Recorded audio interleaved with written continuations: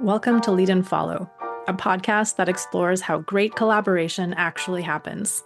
I'm your host, Sharna Fabiano, author of the book Lead and Follow, The Dance of Inspired Teamwork. And I'm pleased to bring you the latest research, insights, and learning methods to help you work together better with the people around you. I help founders, solopreneurs, and new leaders become great at collaborating because I've seen how much more becomes possible when people integrate their ideas, perspectives, and strengths in a practical way. To learn more about coaching with me and for a one-time discount on your first session, go to sharnafabiano.com/coaching and enter the promo code podcast. The link is in the show notes. And now, here's the episode. Hi, everyone. This is Sharna. This week's episode is a reverse interview with my coaching colleague and former teacher, Amy Lombardo, author of the book Brilliance and founder of the Brilliance Coaching Academy. Our conversation here was originally published on Amy's podcast, Human Not Hacked, and it challenges one of our culture's most persistent illusions, that power means control, and that growth requires constant self-improvement. Amy and I unpack what happens when we stop trying to master ourselves and instead learn to move with life, not against it. Enjoy.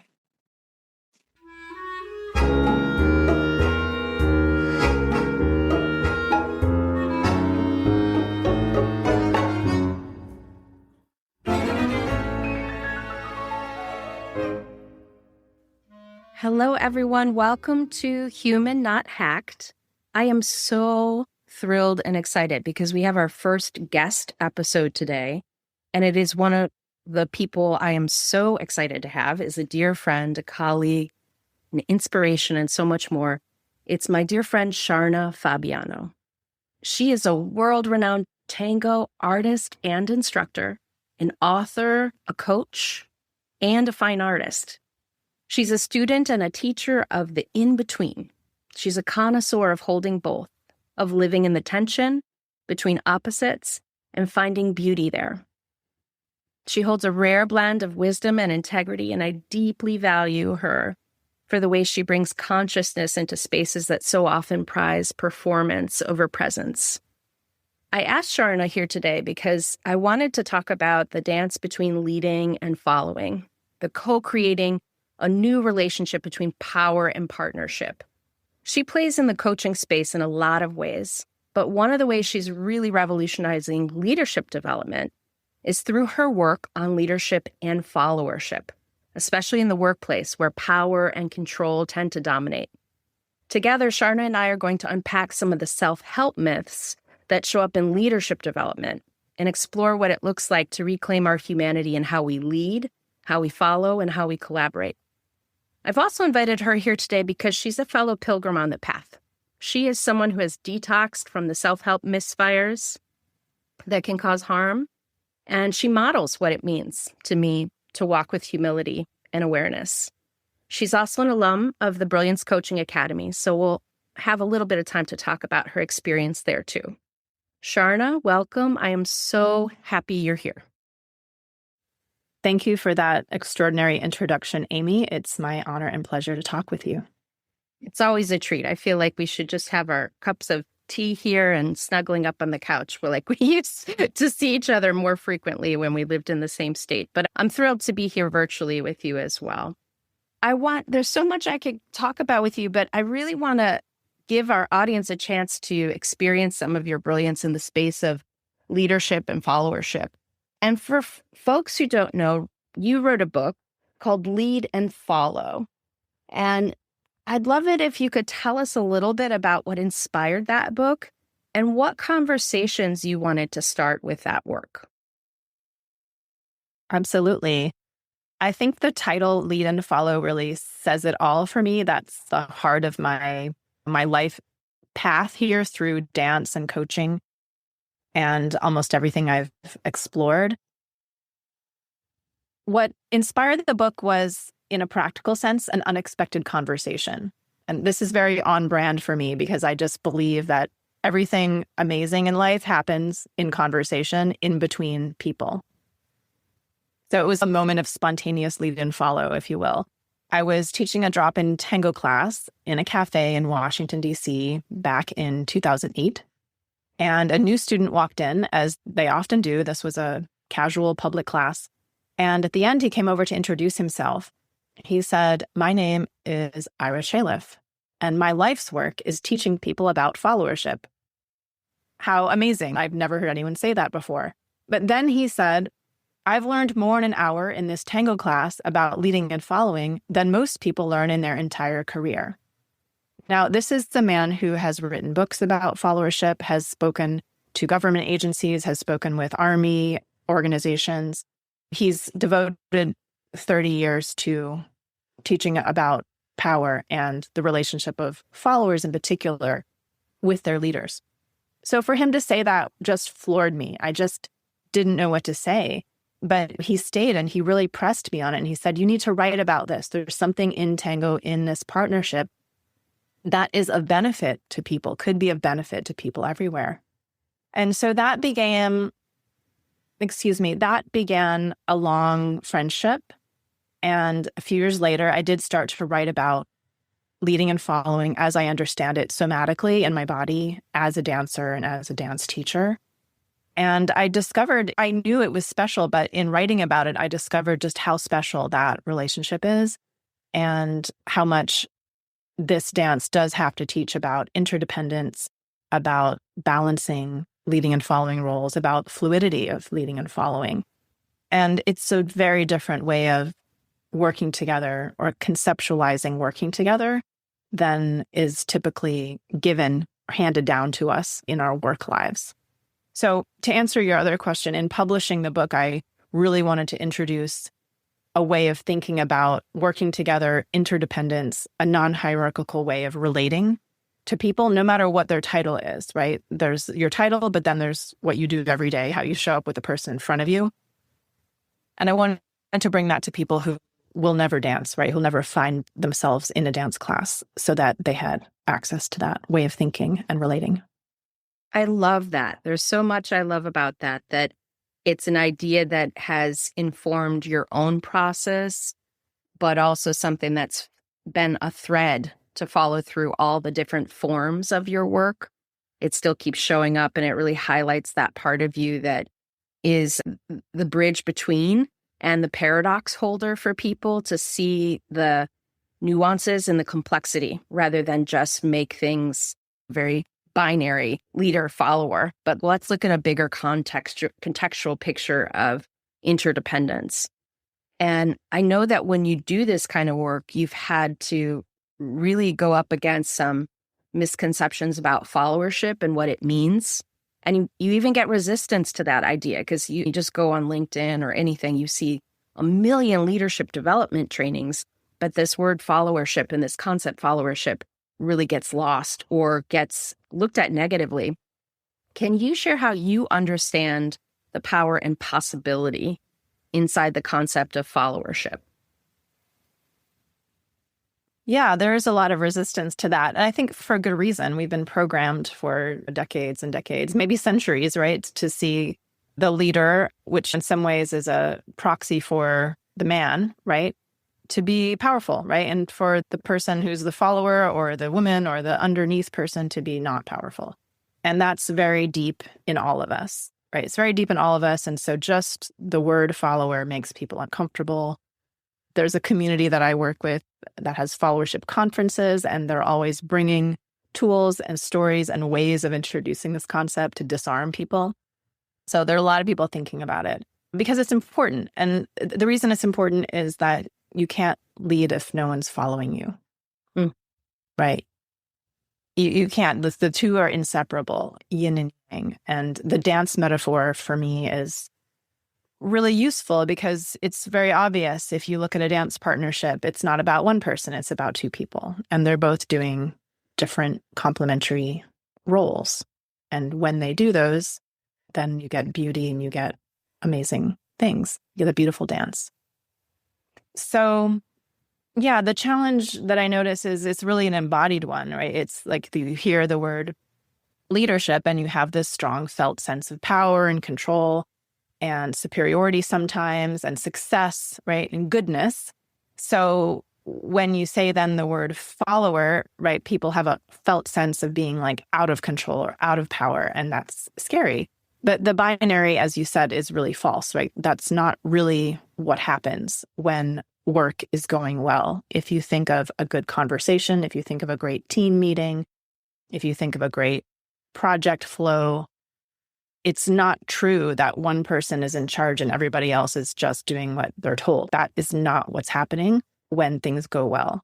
What's happening when things go well is that there's a flow. And that's what I would say is power, is real power, creative power, is when everyone in the group or everyone, both people in the couple, are listening to each other. They're trading roles, right? Sometimes moment to moment, sometimes from week to week, sometimes month to month, right? The time frame depends on the context. But when the relationship or the team is powerful and generating value and discovering things, there is always this flow back and forth. You know about this, tell me about it. You're good at that, you be in charge of this. I'm tired, you take over for this meeting. There's always the back and forth based on expertise, based on capacity. And so that's power, is that connection between leading and following. That's why the book is called Lead and Follow. Everyone has both of those capacities. That's just how humans are wired. When I think of the power dynamic, this is a little bit of a right turn here because it's not in a corporate setting, but I'm just thinking of me and my daughter. There's like a clear power dynamic. I'm the parent, I'm the adult, and she's the child. However, in her followership, if you will, of me, she deeply influences what I end up doing. I might look at like, how's her mood? How's her energy level? Where's her passion taking her? And those kinds of insights that she offers to me inform how I then show up with her. So that's one of the ways that I perceive it. Is that similar in work environments? Yeah, 100%. I love the definition given by my colleagues, Mark and Samantha Hurwitz up in Toronto.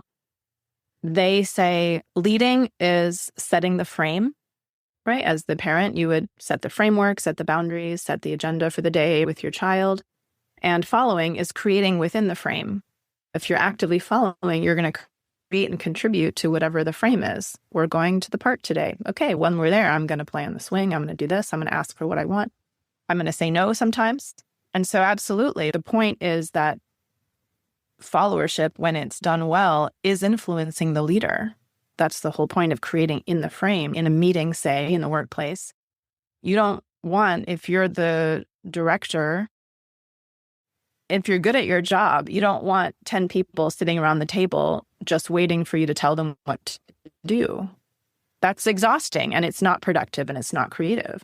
You want to say something and then you want 10 people giving back like their very thoughtful ideas, their suggestions. You want them to tell you when something's dangerous, when it's not going to work, when they think it's not ethical. No, you want people thinking and giving you that feedback, and you want your ideas to be influenced by them if you're good at your job.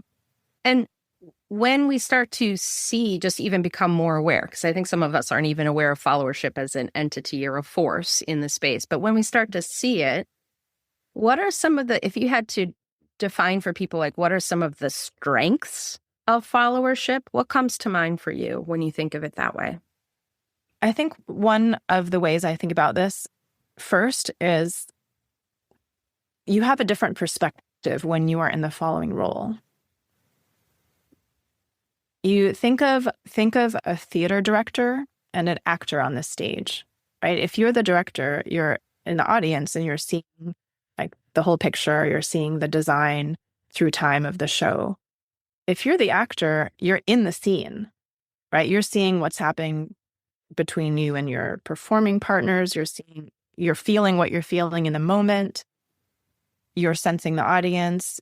You're with the book in your hand, right? You have a really different perspective, and that translates into any workplace. The role of the follower is more in the everyday work of work. It's in the relationships.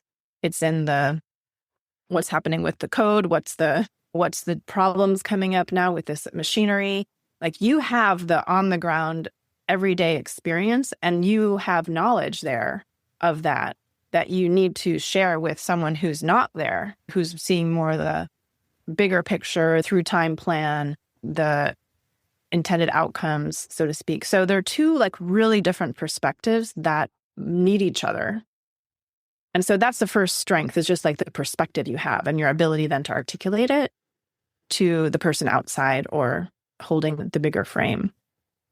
It's like 30,000 foot and 30 foot, or the people in the trenches have a different kind of knowing, a different kind of wisdom, and a different kind of power than the person who's up at that 30,000 foot level.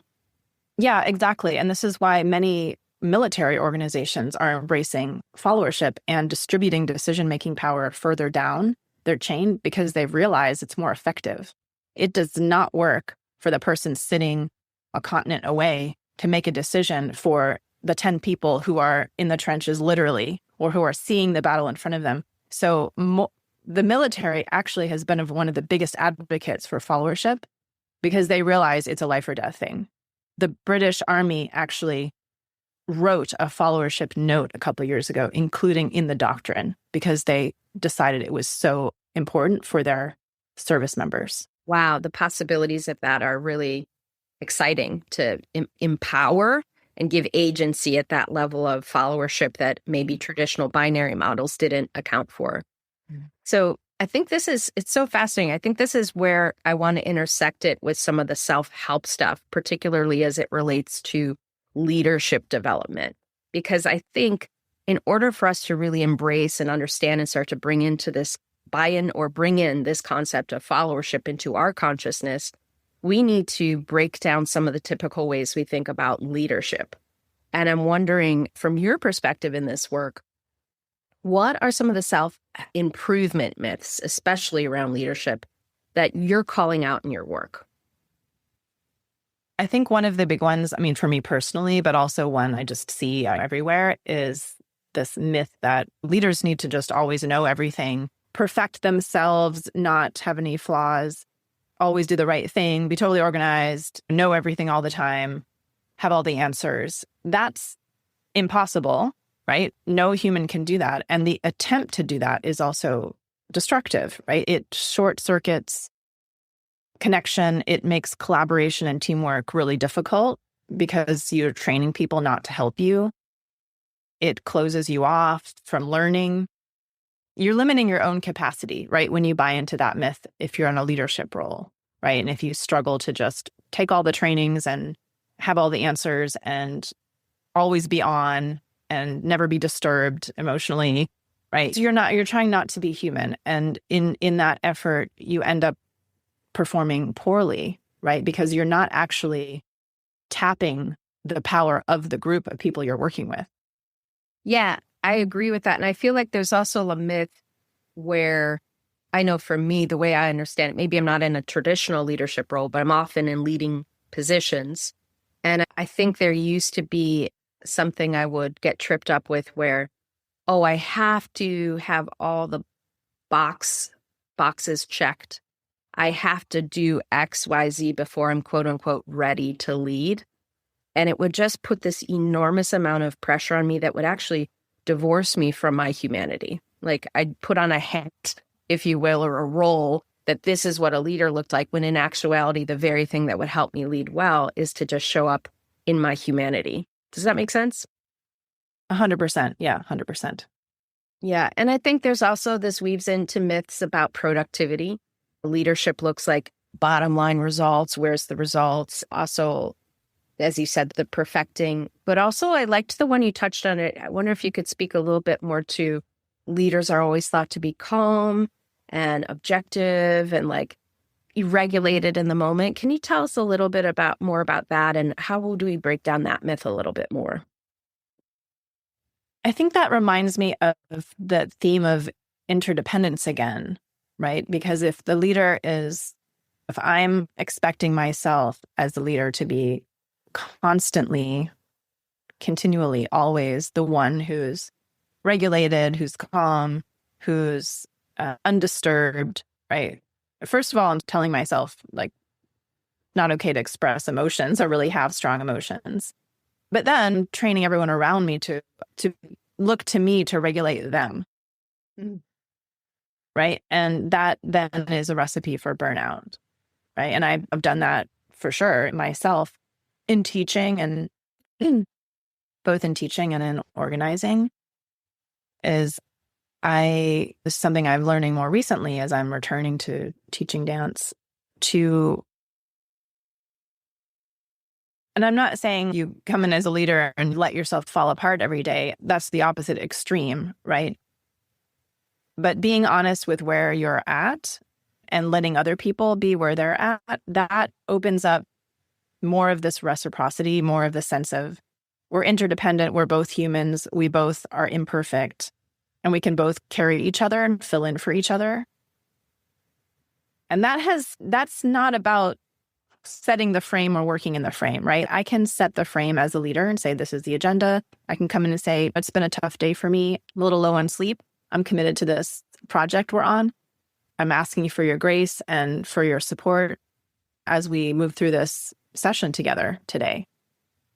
And that for me is more honest, but it's actually more respectful to everyone else to tell them, like, I'm here, I'm showing up, and I want you to be with me, and I'm with you.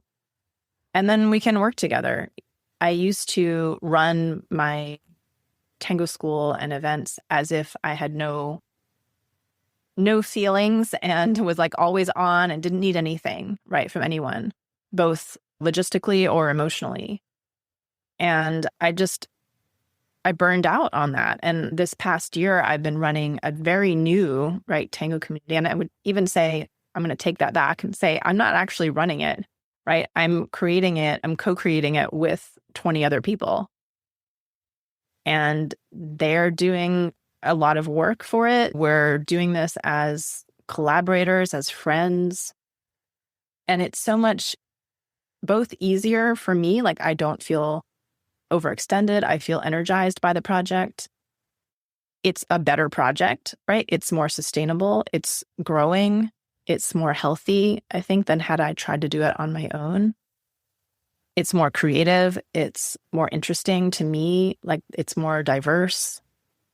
So I've been learning, I'm returning to this, right, after a long break, right, that there are different ways to build community. There are different ways to organize people that are not reliant on this myth of, oh, me, I need to be in charge all the time and make sure everybody else is okay, and I don't need anything. Mm-hmm. Yeah, it goes back to that performance versus presence. I remember I was doing a talk in someone's teacher training. They had hired me to do a talk on, I think it was the business of yoga. And they introduced me. It was very polite. And they said all the resume building things. But it also felt very like bullet pointed. And when they handed the mic over to me, I just said, the thing that most qualifies me to be here is all the mistakes I've made. And then I spent 5 minutes telling people all the mistakes I made. And I think that brought a lot of relief for me. But actually, it also, I think, opened up the space to just let people say, I don't have this figured out. I don't have to be perfect. The imposter syndrome dissolves a little bit when we start to break this binary in the traditional way it's thought of as leader knows, follower does, like our lemmings, and they just follow over the cliff. That's not what this is. This is something more complex that speaks to the ecosystem rather than the ego that we, I think, get caught in that old model. And I know that you and I have both seen in our work as coaches and beyond, with leaders in particular, there can be this way that we try to self-help our way into worthiness. And you touched on this a little bit already, but what has unlearning that impulse looked like for you personally? Could you say that question again, Amy? Yeah. There's a way, I think, a lot of us with good intentions, we can unknowingly or unconsciously get in a pattern of self-helping our way into worthiness. Oh, I'll only be worthy for this leadership role if I do X or Y, or if I have all my regulation figured out, or whatever it is. How, for you personally, what has that unlearning process of that impulse to self-help our way into worthiness, what has that unlearning of that looked like for you personally?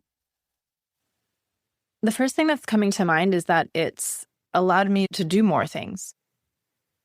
So when I get stuck in the self-helping my way to worthiness, it stops me. I can't do that until I've proved my worthiness, or I'm not going to ask for this or ask help in this thing or approach this person until I feel I'm worthy of it. And that's like a hamster wheel, right? It's like perfectionism. So I'm never going to be worthy if I'm always trying to prove it, right? Because there's no end to that. That proposition is the problem, right? That framework is the problem. So if I step off that hamster wheel and remind myself, actually, I'm born on this earth worthy, right? I'm just a human like all the other imperfect humans. Then that's not a factor I consider if I ask myself, do I want to do this project? Do I want this job? Do I want this creative work? Do I want to pursue this thing? That's not even in the equation. So it doesn't stop me.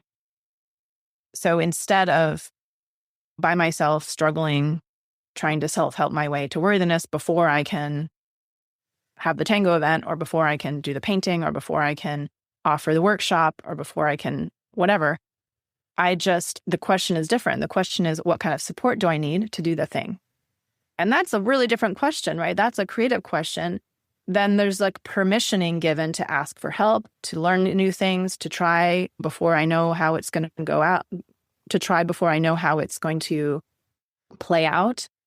There's a huge permission there to go forward, right? With whatever the desire is, whatever the vision is, without that layer of having to be worthy first. It's just like a big, enormous speed bump, right? Sometimes a brick wall that I've removed from my life. I can give you a semi-practical example here with this tango community that I'm building from scratch here in Long Beach through a series of miracles, right? And me like letting go of control and just following the breadcrumbs. So I walked into this amazing space 2 years ago and just had the vision of having a dance community there. And I'd been retired for 7 years. And I didn't know how it was going to happen. But again, if I had to go back until I'm too old now and I haven't been teaching for 7 years and I'm not good enough anymore and I need to prove I'm still skilled or whatever, if I'd spent too much time thinking about that, I wouldn't have gone forward with this vision, right? I would just, stopped or got lost in, again, the hamster wheel of like endless questioning of my capacity or skills or right to do it. But I didn't. I just put that aside. You know what? I'm just going to follow the vision here. It was a bit of a leap of faith. And I won't tell the whole story. If you're curious about it, listeners can go listen to the audio documentary on my podcast, Lead and Follow podcast. There's a 3-part, lovely, delightful documentary with all the voices of the new dancers in there about our journey. But the end of the year was this big event that we held. And again, I had this vision for it, didn't know how it was going to happen. And it happened because I just let go of having to control everything. And I let go of having to be perfect about it and to know how or what was going to come in. And one of the most beautiful compliments I got from an attendee of the event after, who I was telling him about it and how excited I was. And he immediately said, "Oh, I'll bring my camera." He's a photographer. And I didn't even ask. This is what had happened. And people just started offering things. And I just said yes, right? Without asking myself, do I deserve that camera? Do I deserve this help? I just said yes to everything. And it was extraordinary. It was 100 times better than I could have done it had I been directing everything in like a micromanaging way. And afterwards, this photographer said, "Sharna, this is going to sound funny, but I didn't feel like it was your event. I felt like it was my event too." And that for me summed everything up. That for me is interdependence. This is a beautiful thing. We don't need to claim it, right, and own it. We can say we're part of it and just be in awe of how we, again, this is like 20 plus people all contributing things. Because all I needed to do as the leader there, I felt like I was doing nothing, is say, I have this vision, I have this space. Here's more or less the shape of it, right? So that was me setting the frame very loosely. And then I just said yes to almost everything people offered. And it was extraordinary. And that's how I want to lead, right? If I'm leading, is in this kind of loose, trusting way. And because it's sustainable, and then next year someone else can be the vision holder, if that makes sense. it felt light to me, right? It didn't feel heavy. It didn't feel like a burden. Like you could imagine starting this thing from scratch, having an event that requires 100 people to show up, planning it. You could imagine that's very stressful. And in the past, for me, I think 15 years ago, it was stressful to do a big event like that. But this didn't feel that way because it wasn't me. It was 20 people saying, I'll do this piece, I'll do this piece, I'll do this piece. It felt fun, believe it or not stressful. There's a little bit of stress, right? There's a little risk involved in something like that, but it felt fun and magical, right? Instead of stressful, oh my God, I need to do this thing and make sure everyone like approves of it and make sure my reputation is intact and they see me well and all those things. I wasn't thinking about that. Oh gosh, thank you so much for this deeper dive into that example, because I think it really highlights a lot of very important things if someone's trying to unlearn this pattern. I think one thing I'm hearing you say, and correct me please if I'm wrong, is that it somehow freed up your energy to be more in relationship with your own creativity and even your impulses and your desires and your intuition and your wants, rather than focusing on how I need to perform or create project X or event X. It just really opened you into a space of connecting with creativity itself. Does that resonate for you?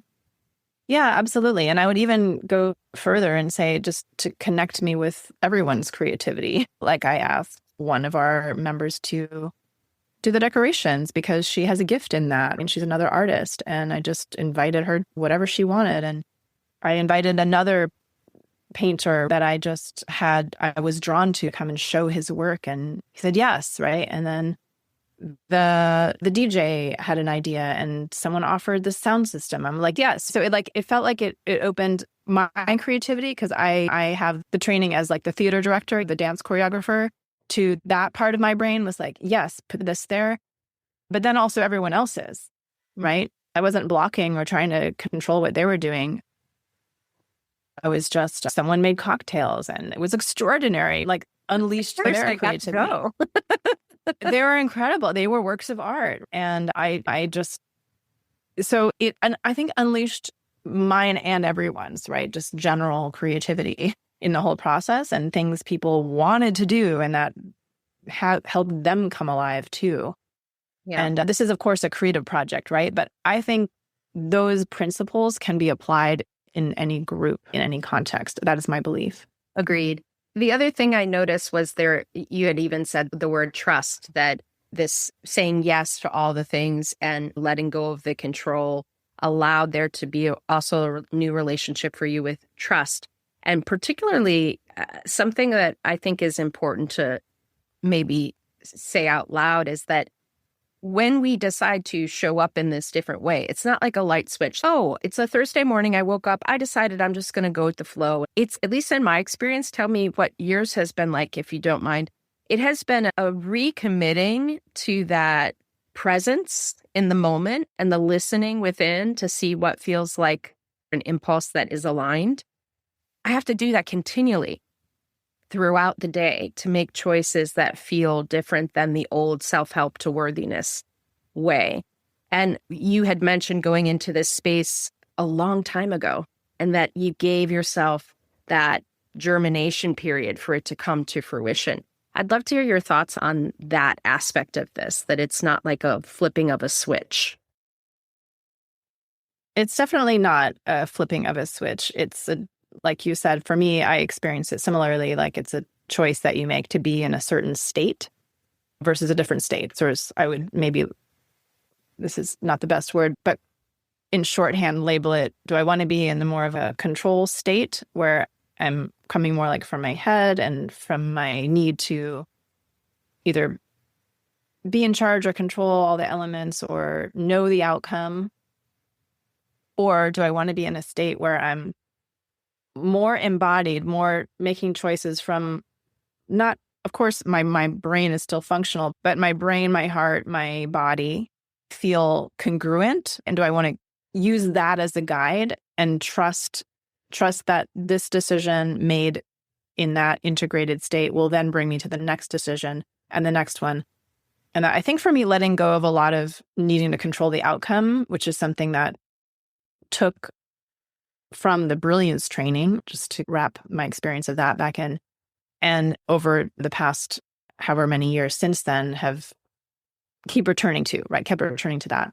So this is yet for me, I think, a deeper layer of trusting the decisions that feel integrated and right and connected will then go to the next one, and trusting the outcome will be good, will be in line with my vision, with my desire, even if I can't see all the details from where I'm at through time. And I could never, ever have predicted how beautiful this event would have been like 2 years before in a million years. I just had the rough sketch of it. And so I chose to, instead of trying to plan it all in detail, instead of that, to trust the relationships, to trust the unfolding of it, to trust one like brick at a time to get me there. And even like in the moment of it happening, like the day of, the evening of, things happened that I didn't predict, that some things didn't go exactly great, but everything fell into place. It's interesting when I bring back the lead follow model that we were started with here, it almost sounds like you activated a follower part of you in a new way. And particularly, I'm wondering if you could speak to the shift from like maybe the intellectual, I need to plan and lead, to the somatic knowing, or the body knowing. For people who don't know that word somatic, like a body-based knowing. Can you talk to us about what that actually feels like? I know that sounds silly, but I know it's different for everybody, but I think it could be helpful for some people to hear examples of when you physically make that shift into the following brick by brick and trusting your community more. What's that shift feel like for you? Yeah, I think that's bringing me back to my tango experience. So I'll start there, and maybe this will answer your question. In the tango, right, in the dance, the leader is more mental, right? Slightly, right? You have to look out the floor, you have to navigate, you have to make sure you don't crash, you have to take care of your partner. You have to make decisions, right? You have to make decisions all the time, which, even though, of course, you're moving your body, it feels, to me anyway, there's a little bit more active mind going on there. And when you're in the follower role, you're much more in your body, right, as much as possible. So you are only making, like I described with Plan the Event, one step at a time, but literally one step at a time. So if you're the follower partner, you step on one foot, you stay there, you listen, and you don't just listen with you're not listening with your ears, right, only to the music. You're listening with your body, with all your sensations. So sensations coming through your hands, your arms, your torso. You're listening to, in this case, right, the other person, and it's faster than your eyes, right? Your physical responsiveness is faster than what you can see. So that's why it feels magical, because you take it right from the nervous system of the other person and you step right, or you step left, or you do whatever it is. It's very fast. It's like faster than you can think or look at something. So it is experience. Following is a very much more than leading, embodied, felt experience.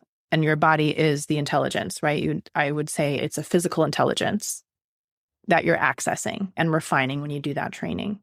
That's so helpful to hear it that way. And I think it also speaks to why, when you're in that, if we've been in systems like corporate systems, for example, that don't honor those body signals, that it just gets back into that hierarchical way of thinking, and why it's so important in followership roles to listen within and then allow that to inform how you're going to show up in this space. I wonder, for me, it's just very brass tacks. It's felt like when I shift into that gear that I can breathe easier. You had mentioned it felt light. Definitely agree with that. I felt a sense of being held versus directing. And I also experienced that it was fun and magical. It didn't feel like there was still stress, as you said, but it just can feel less obligatory or performative, and it just feels more joy infused in some ways. Does that It sounds like that was what was similar for you with this event. Yeah, absolutely. There was a sort of like a sense that I would be okay. And I think when I'm coming from more of a exclusively like perfectionist, control-based, I need to manage everything for everybody, there's a constant fear that I'll get it wrong or that it won't go right. But when I shift back into, I'm trusting my decisions from my body, I'm trusting other people to carry this whole thing with me, to do the event, to do the project, whatever it is we're doing, then it's the we are doing it together is almost, I'm not going to say nothing can go wrong, but if you have that many people working together, then there's more built-in security for if something does go wrong or off or unplanned. It feels like it's not all on me. And so maybe that's what brings in that sense of it's going to be okay. Because if I don't bring the ladder, someone else will bring it. If I don't remember the vase, someone else will find one. Or there's a little bit of that in a practical sense, right? There's just that settling of, okay, it's not all on me. If I miss some detail, either someone else will pick it up or we'll find another solution. And I have that confidence and trust that is ongoing. Mm-hmm. And so I think that's part of it. Yeah. And from what I know of you too, it's like, I feel like you're really good at leaning in to finding bite-sized ways to expand your tolerance for letting go of that way of being, that perfectionism or that I need to control. You have to do that. I think we forget that sometimes, because I know when I listen to podcasts and sometimes people are sharing stories similar to this, I used to get frustrated and be like, how do you do it? How does that happen? And I think it's really important that we highlight that there's not one roadmap here, but it's really just that commitment to keep showing up in the small moments, saying no when you mean no, saying I need help when you need help. And these might be super bite-sized. They might happen first in places that aren't high stakes, right? Like the tango event wasn't high stakes. It wasn't attached for you to any kind of deliverable. So I think that was something that allowed you to explore a new way of being there. I'm wondering, as we think about this, go ahead. I just had a thought when you're saying that and about the bite-sized pieces. And this is just, again, to underscore that leading and following is not a binary if you think of us as human beings. So even though we have roles that have titles that sometimes make us functionally leaders, there's always, if you want to lead, you have to follow sometimes, right? You're going to get exhausted if you don't, and you're not going to be good at what you're doing. So often, like the first thing I would suggest to someone who is in a leadership role, a manager, director, vice president, is look for the ways you can follow people, right? Where you can receive support from other people. And even in little ways, right? And that kind of opens up like a little pocket of space where you are less fixed in your role and allows them also to be less fixed in their follower role, so to speak. And think of the yin and yang, right? There's like a dot of each in the other. So in a work environment specifically, since it is so hierarchical and disembodied in many ways, it's often the person who has the leadership title that's in a position to make that shift first. Like it's harder, in other words, if you are mostly from an organizational standpoint in a follower role or this individual contributor role to shift into leading. It's possible, but it's harder just because the power imbalance is structural, right? So there is structural power in an organization, and we should not ignore that, right? It is a real thing. But knowing that leading and following is also relational, right? It's also, at any time, anyone could be the leader, could set a frame for a conversation. At any time, someone could follow, be supportive of someone else. So if you know that fluidity is there, and if you happen to have a leadership role where you have structural power, you have an advantage, right? You have the structural advantage. So you can say to people deliberately, hey, I want to follow you on this. I want to support you on this, or I need some support from you on this.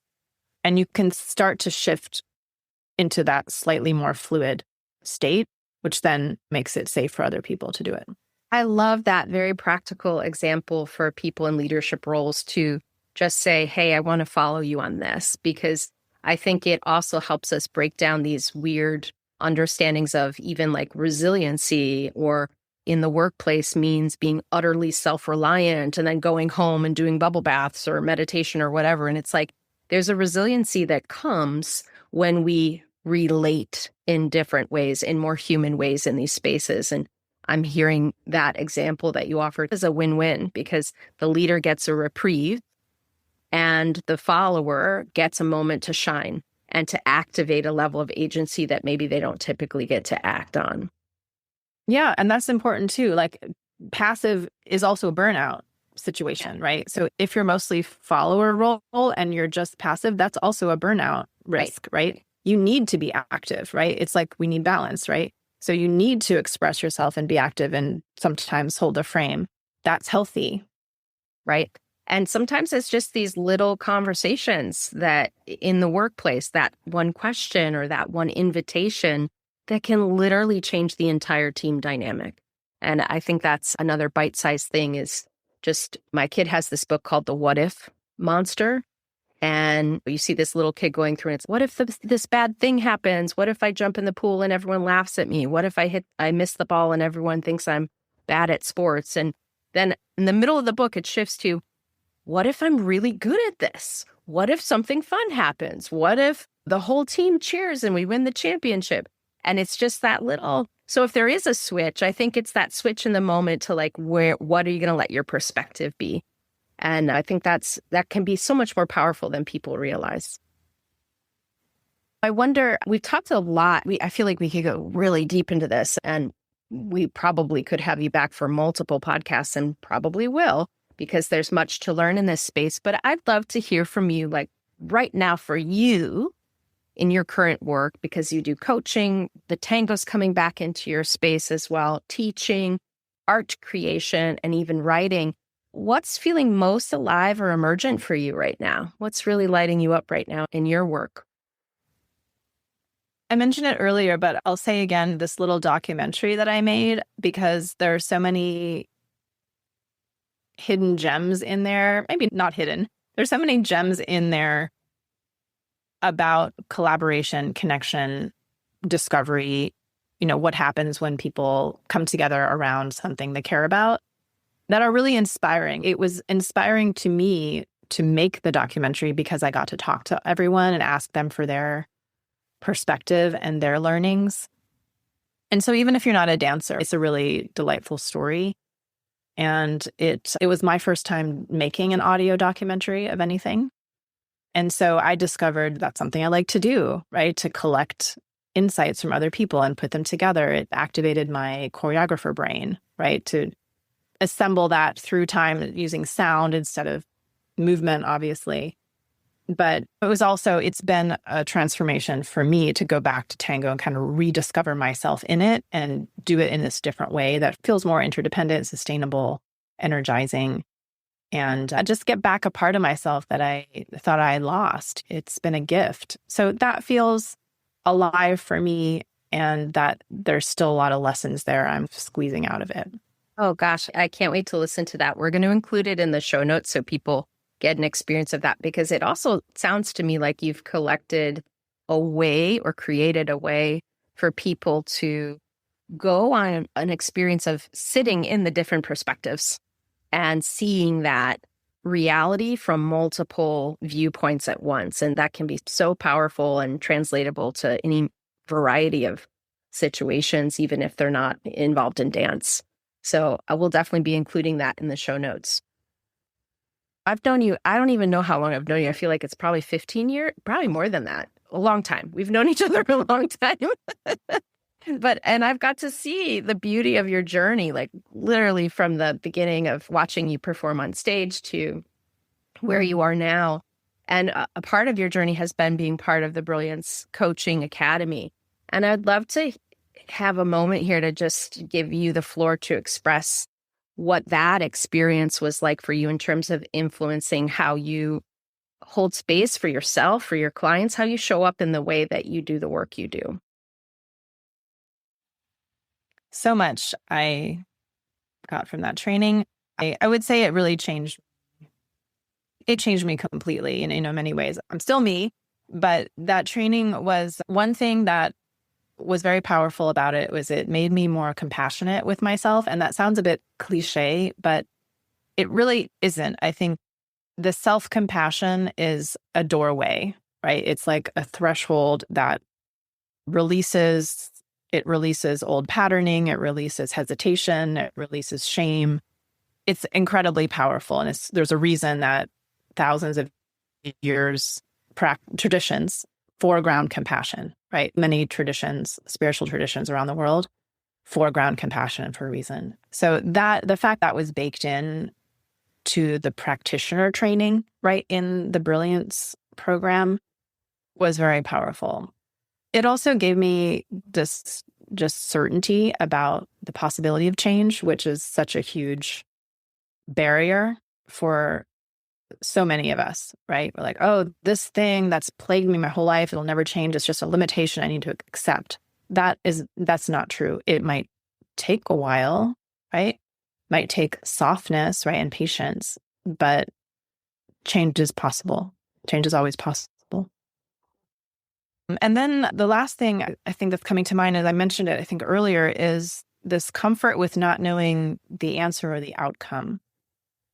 And not only not knowing, but like the trust that the answer is there, right? That I think this is what makes the coaching process for me feel uplifting, right? And not like work. That again, putting myself in that state of, I don't need to know the answer. That's not my job. My job is to listen, to let the connection between us do its magic, right? Give us each insights that we can then trade back and forth.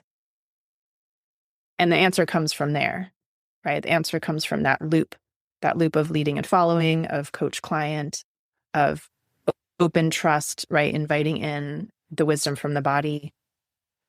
And watching that, right? Watching that rise to the surface is endlessly inspiring to me. And it's a huge lesson in letting my mind integrate with my body. And I can now, I think, having done the training in many years of practice, I can feel when I'm not in that mode fully, right? And I'll take a moment to pause, right? And go back and say, let's take a pause. I just need to recenter, because I know that is what opens that channel between us, right? Is being congruent, mind, body, heart, soul, and trusting that not knowing is necessary to then discover what the answer is or the next step is.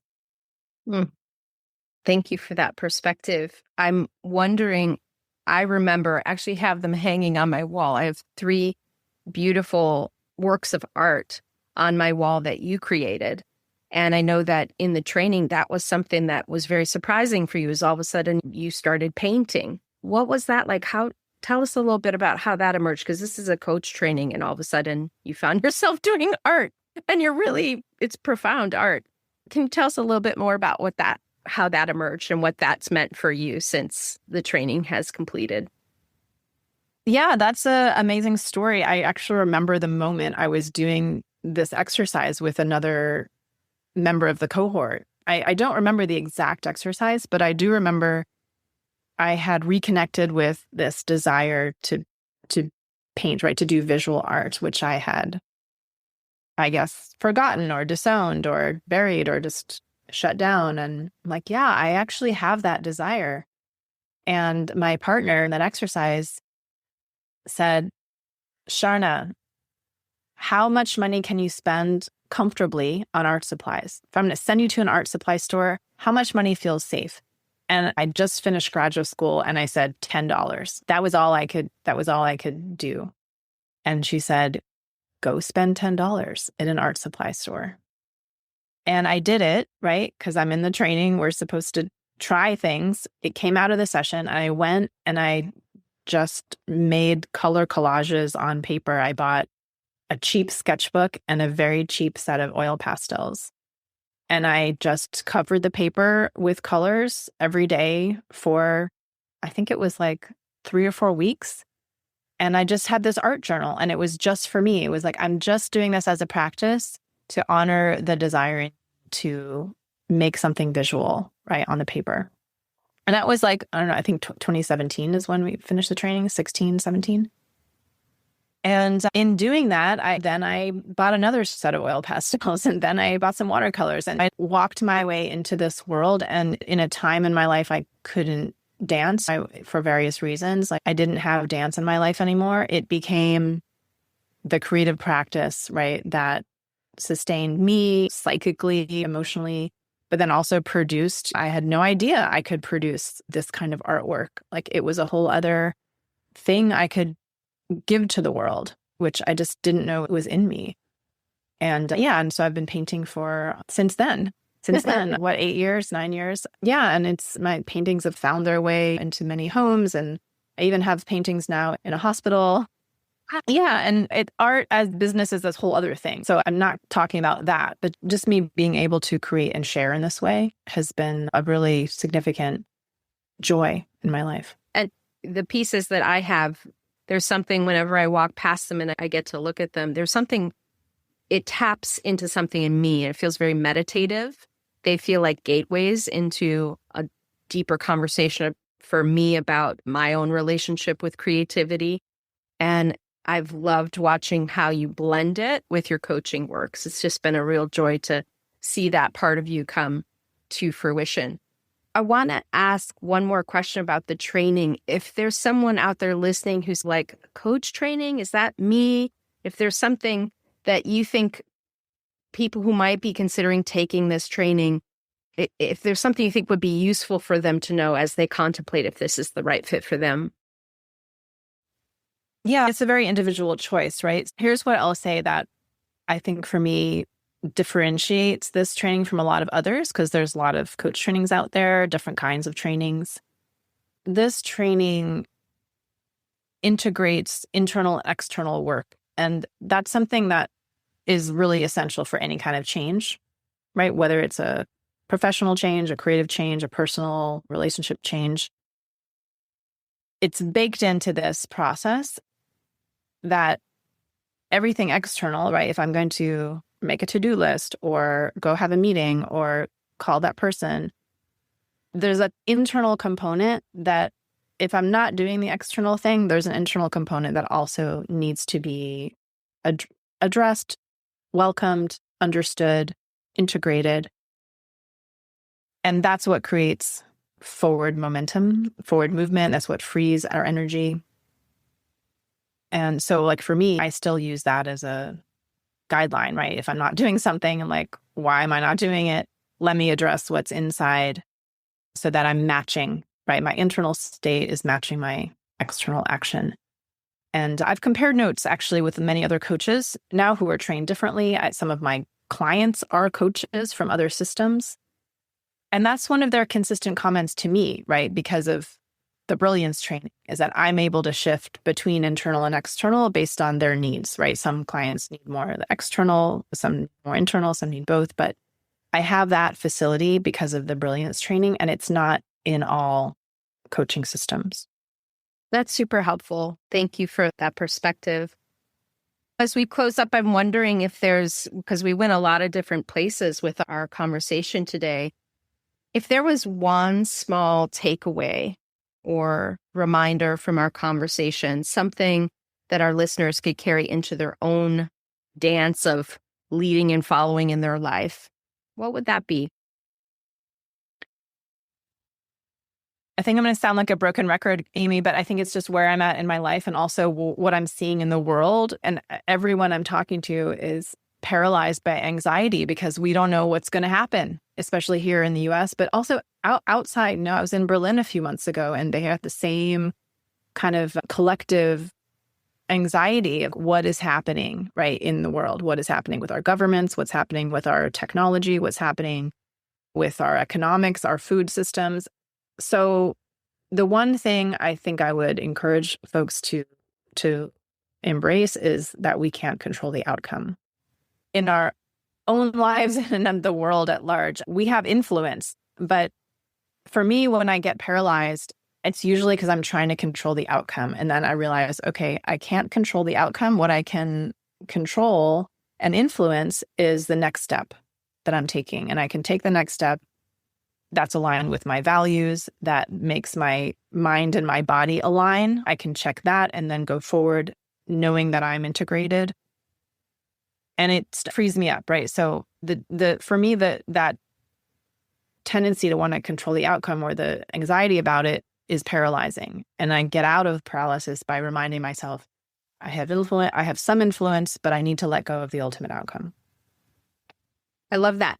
It's reminding me of this idea as the chaos or the temperature of the chaos in our world or in our personal lives or our sort of microcosm of that larger world.